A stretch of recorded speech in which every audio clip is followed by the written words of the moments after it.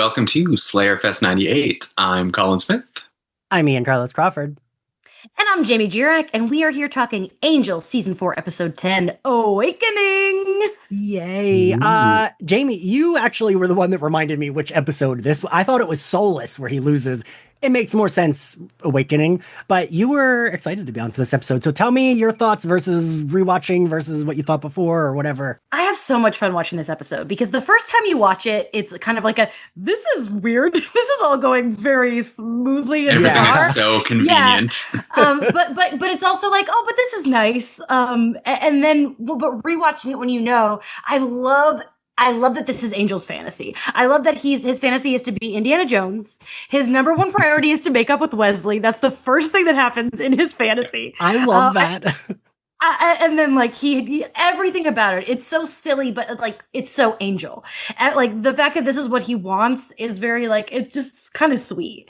And there are so many factors about it. And we had discussed the big line at the end. And it doesn't actually bother me as much as when we talked about it, but I feel like we should save that for for when we get to it. But I think it's really fun. Also, I think it's a good sex scene. Ultimately. Mm-hmm. And everything. I think it's just a really cute episode. And then it ends with Angelus. What more can you ask for?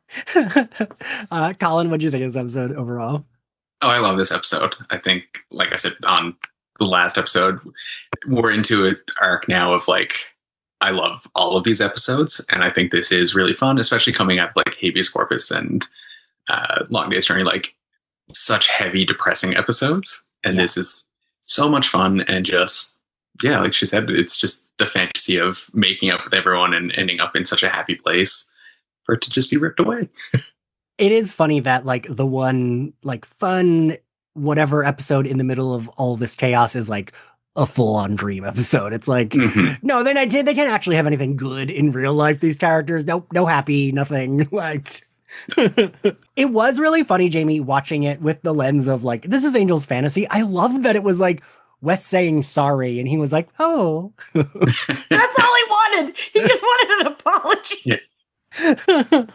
Like, and then like looking at it through that lens and seeing very purposely who is where, and like Wesley goes with them for the mission, but like Gunn, Fred, and Lauren It's very stay behind. purposely. Yeah. Yeah, like he doesn't need to make up with them. Yeah. So.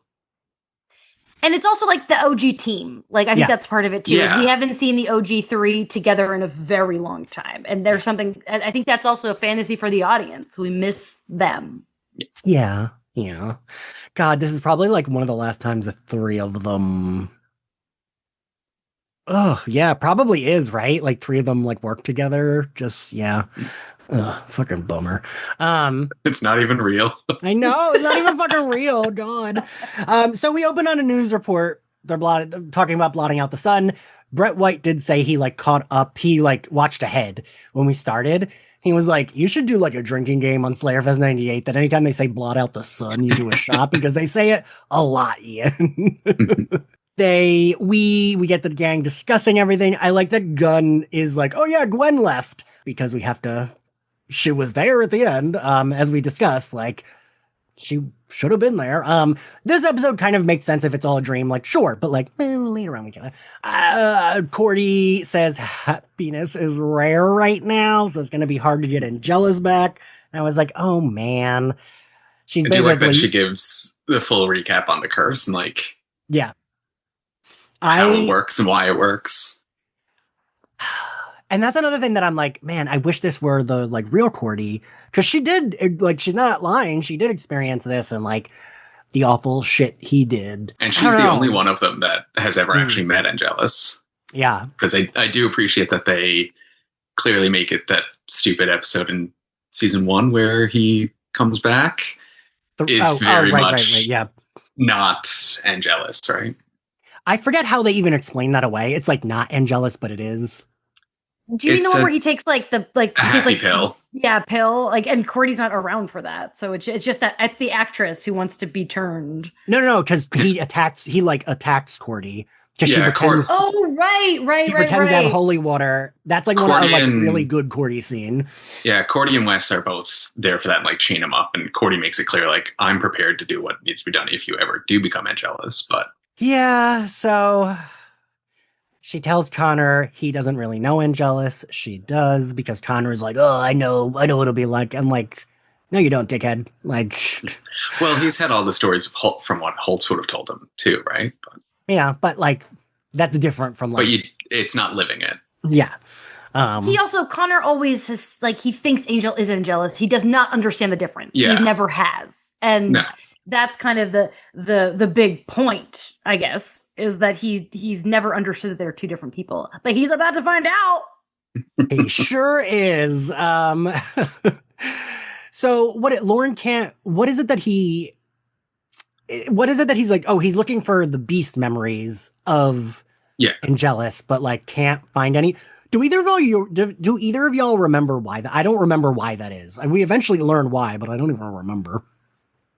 It's because before summoning the beast, there was some spell done on Jasmine's part that basically erased all of mentions of the beast from history and all of that, but where Angelus wasn't present when the spell was cast, those memories still remain. That makes sense. Okay, that makes sense. Yeah, super sense.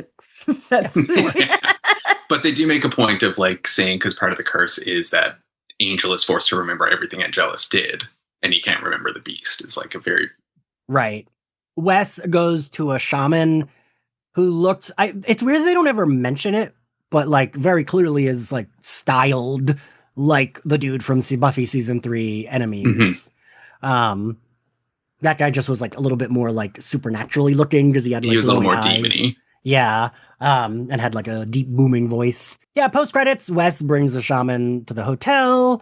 I do like Fred being like, "Oh, I get you tea. What do you want?" And he's like, "Orange Zinger." I was like, "Oh, that's cute." Angel is mad at Wes.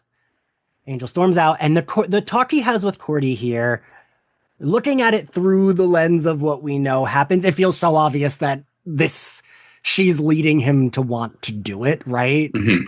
She's like, "Oh, well, it's not that he's smarter. It's just that he's smarter." Like, I do love when she's like, "He's so smart." And like, knowing Angel, that would of course hurt his like dumb ego. And then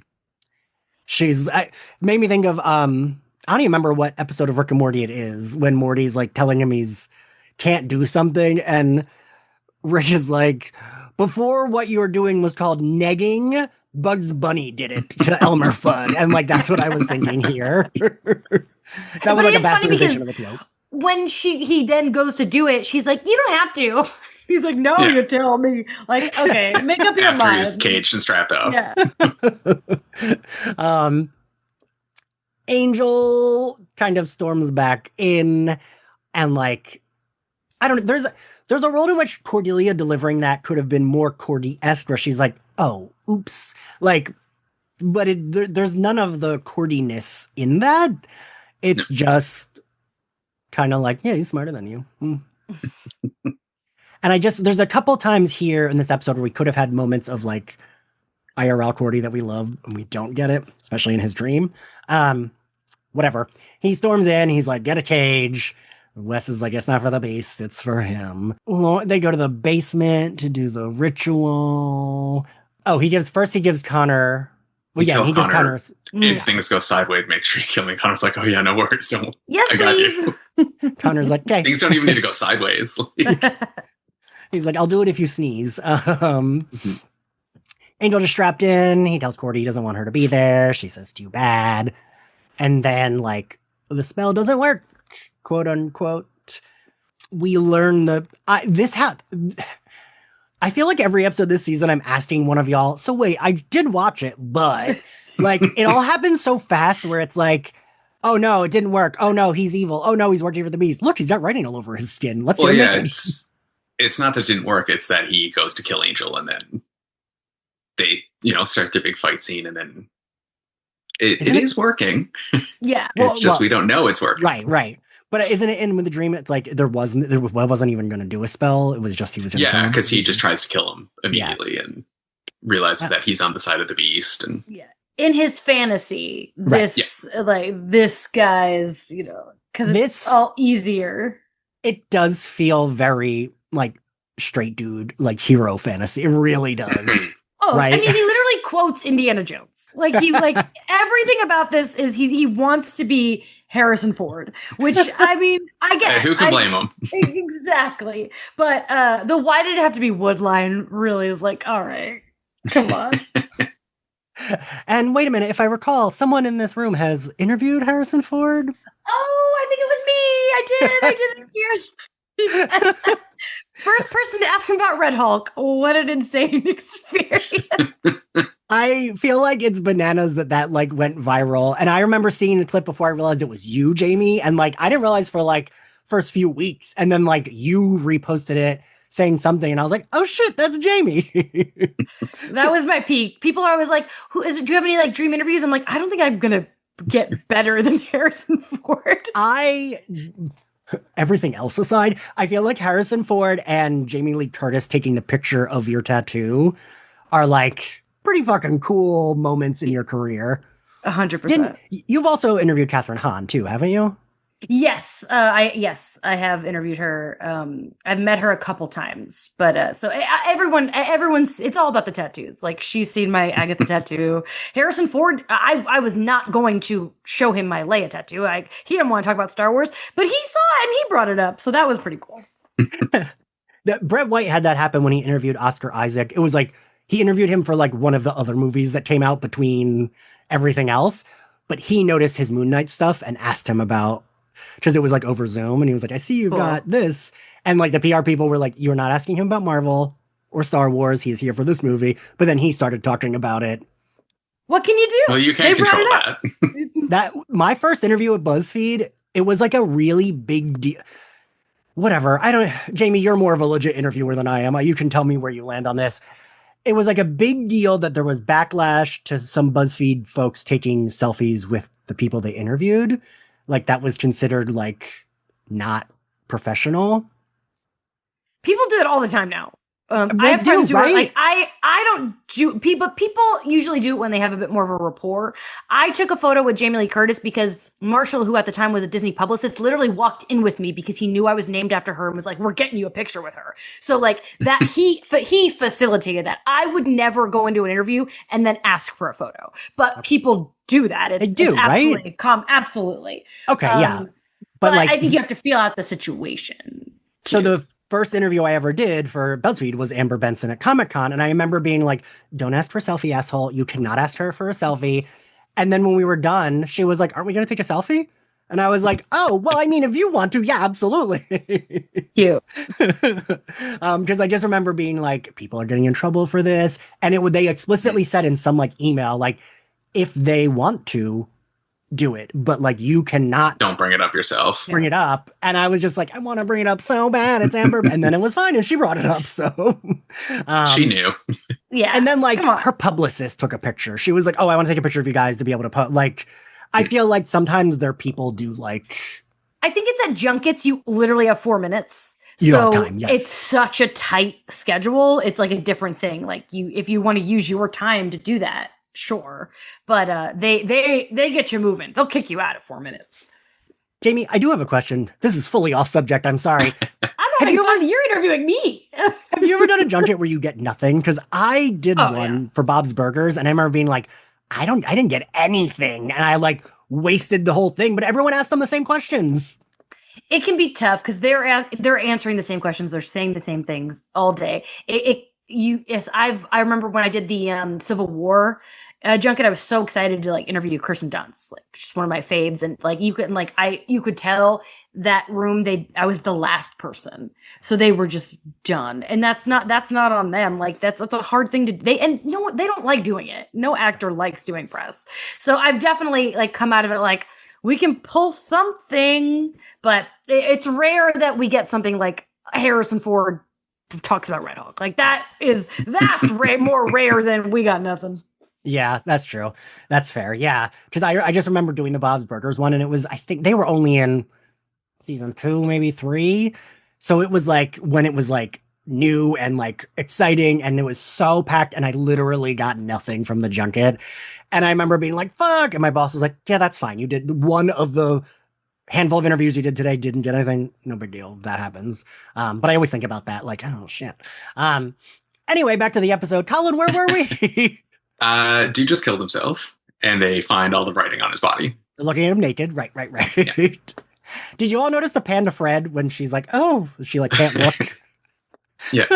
And then yet later, she's reading off his butt. So Yes. She's gonna play it coy, just, you know. She's like, ooh, I'm too shy. Wait, what's that butt look like? Again, we don't need to go in depth because it doesn't matter. This is all it's fantasy. just a huge exposition. fake info dump about how to kill the beast. Yep. There's a And then- sword. And then Cordy just, turns her visions on and finds the sword. I forgot that was. I remember this specifically watching this episode. It was really weird. Rewatching it for today, there was a lot of things that I remembered from the first time I watched it, and I remember being like, "Fuck yeah! I hope this is what we keep Cordy's powers like." Where it's just like she like rolls her eyes back to get the info, and then rolls back and is like, "We're good. I found it." Like that would have been a cool way to use her powers. So it's not like, oh, she has to fall over and faint when she like gets a vision. They did kind of get there when she went half demon because she wouldn't but she would reel in like pain kind and of like stuff fly anymore, up but in it the was eye. still And, yeah. like I like that it was just like a quick like a Jean Grey like let me think about that. Great, got it. We're good. That's the shit I like. I was actually just talking about this in Discord earlier today. No one hate me. Wait till I finish my sentence. That's why I wasn't a huge fan of Jean Grey and Scarlet Witch in the comics because I don't love the like, ooh, I'm too powerful. I can't handle it like shtick. Or like, I don't know. And like, so I like it where it's like, maybe you're too powerful, you can't handle it, but you handle it. So I like the idea of Cordelia being able to like access her visions herself. Doesn't matter though, because it's all fake. So yeah, she tells them there's a sword underground. Is it even Fred? Or one of them is like, that's pretty convenient. It's while they're actually in the sewers. I think it's either Angel or Wes. One of them is like, it's awfully strange that this like sword from the 3rd century is available under LA. Right. I wish we had someone here who watched this for the first time today, just because like I wish I could remember the feeling of like what is Being happening. tricked. Not even being tricked, but like the writing has been so hit or miss in season 4 that this almost feels like you're just like another shitty episode. Yeah, it's so funny watching it, knowing it, because it's like, oh yeah, this is ridiculous. Oh yeah, this is ridiculous, and it's on purpose ridiculous because it's his hero fantasy. Like we mentioned, Wes apologizing to him, being like, the first part of his fantasy is so good. I love it. And his Also, like stupid little smile. I appreciated that it's just I'm sorry I almost got you killed, and then they're like, okay, we're besties again. Not I'm sorry I took your child. Not I'm sorry I ruined everything. Just straight up. Sorry He for just this needed guy. to hear it. He needed to hear the words, the context irrelevant. Yeah. And then I do love that, like, one of the first things he also like saves Wesley. Like the hero complex is like, it's touching everyone in this episode, which I think is really funny. Yeah, you're right. It is everyone. I mean, like at the end when he's like, everyone leaves the room so I can fight. And it's like, that seems like a bad idea. But it works. I'm kind of into the Indiana Jones of it all, even though it's kind of fucking stupid. I kind of like it. Yeah, it's fun. Because I don't know, I kept thinking, wow, this is really Indiana Jones. And then it was like, oh no, this is on purpose Indiana Jones. Like you said, Jamie, they like quote Indiana Jones. And I'm up for like a silly adventure to get an ancient thing. I don't know. That's sure. You just unlocked a memory of mine that when I was in college, I wrote a community spec script that was Indiana Jones themed. Wow. I really forgot about that. It wasn't very good. I'll tell you. I love that, Jamie. Ooh, wow. What else can we unlock today? Wild. I once wrote a whole script that was a full ripoff of, this is such a weird, no one even brings this up, the Eliza Dushku horror movie Soul Survivors. I just watched that last year. It's bad. It's really It's bad. It's not a good movie. I remember from my creative writing class, we didn't normally do scripts, and she was like, I want us to like something we really like and like make it our own. And why I picked Soul Survivors. Say of Because all you can the make Eliza it Dushku better. things to pick. Because I could make it better, and I like her. So, in the script, she was still there, but there was a self-insert as well that was there, and they were besties. And I remember like I kind of kept the ending, and I remember my writing professor being like, "That's a really stupid ending." Yeah. I hope she still got to make out with Angela Featherstone because that's really the only good thing about that movie. Yeah. So we're going through cave traps. There's like a thing written on the stone. They got to decipher it. I just watched Zodiac. I rewatched Zodiac recently, and that's what I was thinking of with this. Really good movie. I don't even know. It doesn't matter. They just figure it out. He reads it.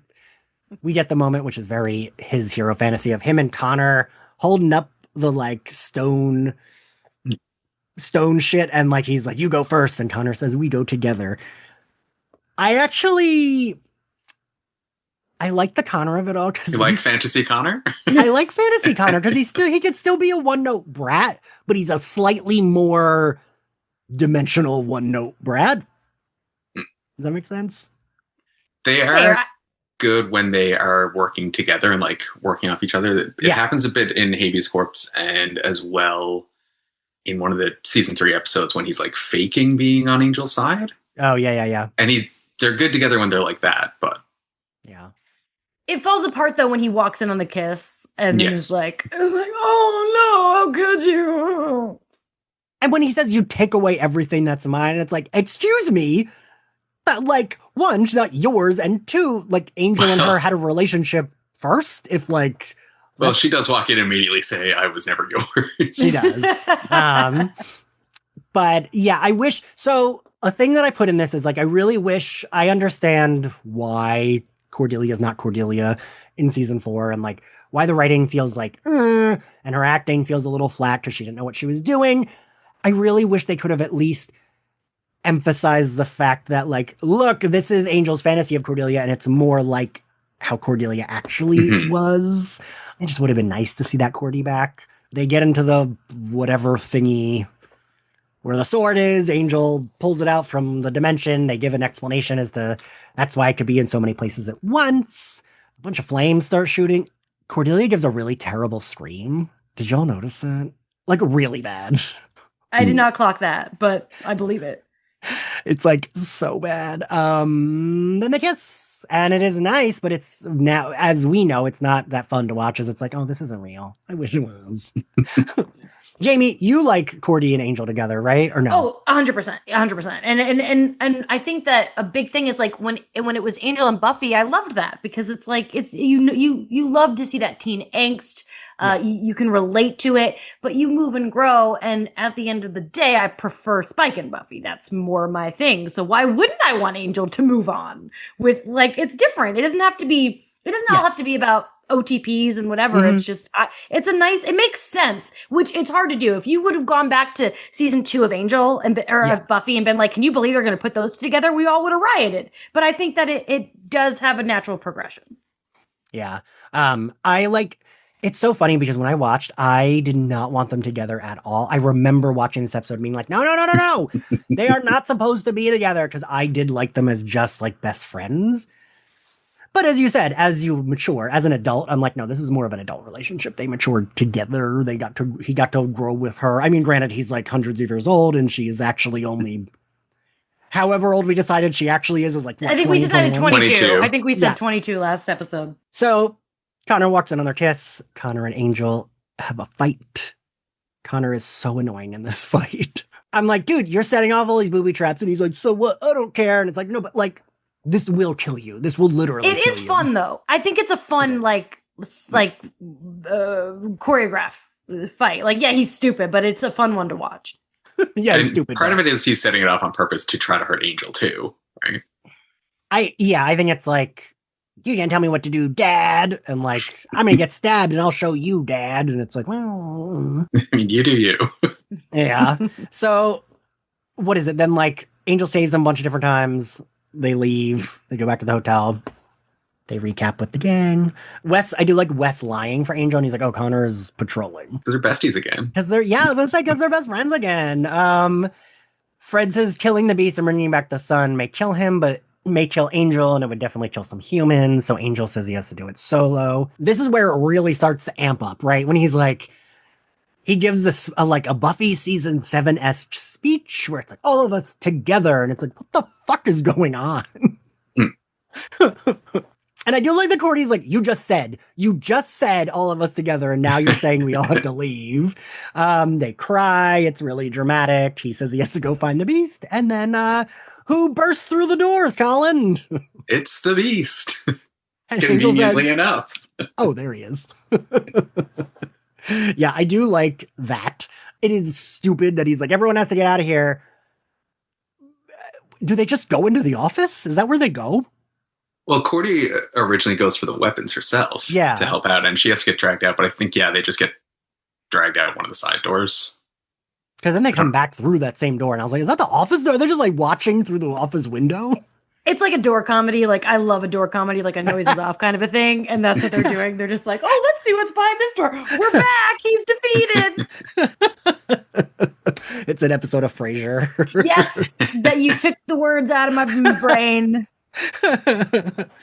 Also, I don't think I really thought about this before, but watching it this time, so when he's fighting the beast and when he's about to lose and Connor jumps in, and I like that is his fantasy, and that fantasy does happen in the finale. Like Connor does come in to help him, and I do like that Connor in season 5. Season 5 Connor is great. We only have to see him twice or like 2 or 3 times. Yep. He's not ridiculous. He's like I love the way they bring him back. Yeah. And I do like, because like, of course, Angel, that made sense for Angel that like he would want him and his like offspring to be fighting side by side and like be champions together. And I don't know. I do like it. Angel defeats him. He turns to dust conveniently. I do appreciate the Fred and Gunn being like, well, he's going to cause an explosion that's going to kill everyone around him. And it's just like, bloop. Yep, just a little pile of dust. Did y'all clock the like Fred or Gunn and Wes like hand slap shake thing? Because they're besties again now. Like everyone's made up. Really And is. he's got Angel's to fantasy. cover the bases. Yeah, Connor and Angel make up. Yeah. In this fantasy, there's no love triangle happening over here or here. Everyone's just thumbs up in it. It really is. That's how this ending is. Everyone giving a thumbs up. They're like, yeah. It's like a like stop freeze frame high five moment. Angel asks someone to clean it up. Oh my God, we're gonna be done this episode in like 2 seconds. Real quick. Yes. Since we talked about the age difference of Angel and Cordy, when Connor and Angel are making up, and he's like, she was always yours. She always loved you. And it's like, also, she's too old for me. She's 4 years older than you. Which in like that 1722, okay, sure. But but when we're also talking about Angel, when his age difference is a factor, then it's just nonsense to even bring it up. 4 years is nothing. Right. He's like over 100 years older than her. That's why with like vampires, I kind of am just like, I don't know. It doesn't like where's the limit there? Because like, it's so fictional. Who cares? Yeah. Ian and I have a lot of conversations about how much age gap discourse is annoying. So it's like, who gives a fuck? Let them all fuck each other. Who cares? Yeah, especially in a genre show like this. But I mean, when he's hanging outside of Buffy's high school when she's 15, that's a bit problematic. Yeah. Because she's 15. Fair. I would even say it's more because of the stalking, actually. Like, I would say that's like, because at least it's like, he's just kind of like, because is it? Oh no, but he is saying he's in love with her, isn't he? Even when he's just like looking at her from afar. Yeah, because it is funny because she has like a lollipop, so she's like extra young acting. Yeah, and he's like, I fell in love with you immediately. Like, right? okay, Yeah. dude. But he's technically, isn't he also technically 17? You know, in his frozen state. Whatever. We're not Who starting knows? age gap discourse. We are. If people reply to this episode being posted with age gap discourse, I will drown myself. So what happens next, Colin? I almost called you Connor. No, that's so everyone's made up and everyone's happy, and Cordy comes to meet Angel, and they make up. And I remember watching this live and being like, what are we doing? Isn't this going to be bad? Like, I remember thinking like, okay, they like each other, but they both know what could happen, right? Like, they really amp up the soap opera-y fantasy-ness of it. Well, Angel does kind of try to stop it for a moment to be like, whoa. And she gives the like, I don't care what will happen. And it's like, well, but no. We were like, We in should. theory, that sounds nice, but like when the person turns into Hannibal Lecter, maybe we want to. Yeah, it's like it obviously makes sense for what this is, Right. But in reality, like Cordy was harsher than anyone when it came to like when he found out that that he was going to town over in season like 3 or 2 or whatever it was. Like she was pissed. Yeah. So it's like it's so out of character for her, but that's part of the fantasy. Right. Yeah. As Jamie mentioned, it's a pretty good sex scene. Good for them. Yeah.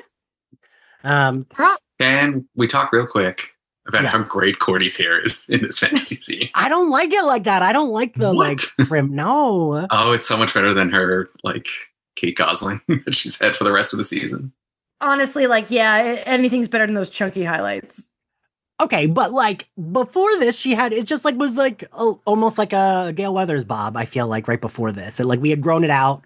It was darker. It was like down to her chin. The Kate Gosselin, I agree, is the worst. The blonde Kate Gosselin is like a war crime. Like it is like bad. I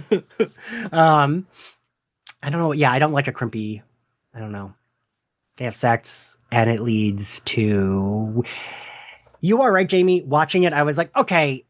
I actually didn't even hear it because I was eating when I was watching. And I was like, wait, does he not say Buffy? I thought he did. Didn't Jamie and I just talk about this? And I skipped back and I put the captions on and I was like, he does. I just didn't hear it. It is really like subtle.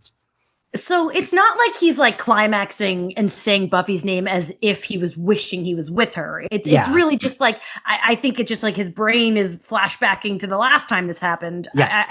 I don't see it as like he wished he was having sex with Buffy, which I think some people feel that way. I don't know. Mm-hmm. No, I agree with you. And I think like in my memory, that's how I viewed it. But like watching it back, I was like, oh, okay, yeah, it's just like, oh, this happened with Buffy. Like, fuck. Because also it's his fantasy. I mean, I know we couldn't have, in reality, money and contract wise, we could not have gotten Sam Rachel Gellar. But in the reality of the show, then that would have just been Buffy because it was his fantasy dream. Like, can you imagine? Like, hey, can you come over to the show for the week just for a sex scene? With just nothing else. You and Charisma Carpenter are both going to have sex with David Boreanaz. I mean, I'm sure that would have made him a lot happier.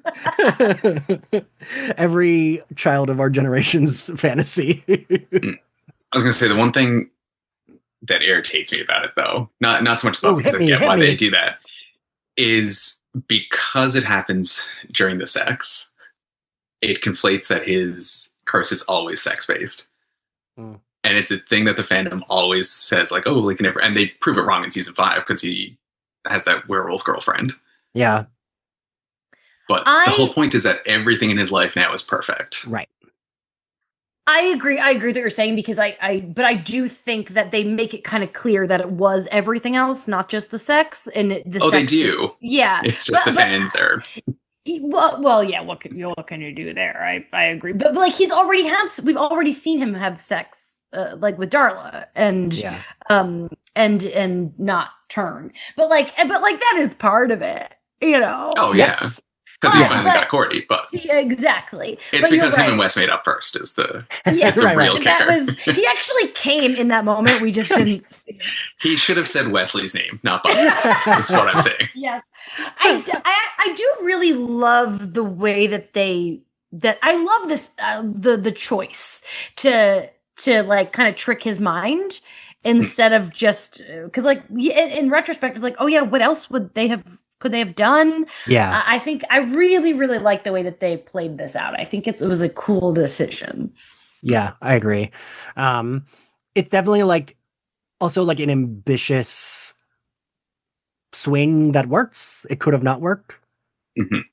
I could see someone being like, no, it doesn't work for me because it's all fake, but I like it because it's all a dream, but it like is leading to something important. That's why, because I don't love it's all a dream, we're reset, we're fine, nothing matters. I don't like that, but this leads to Angelus, and like you both just said, we're building up to happy stuff. Like I like that we're seeing that. Sorry, Jamie, go ahead.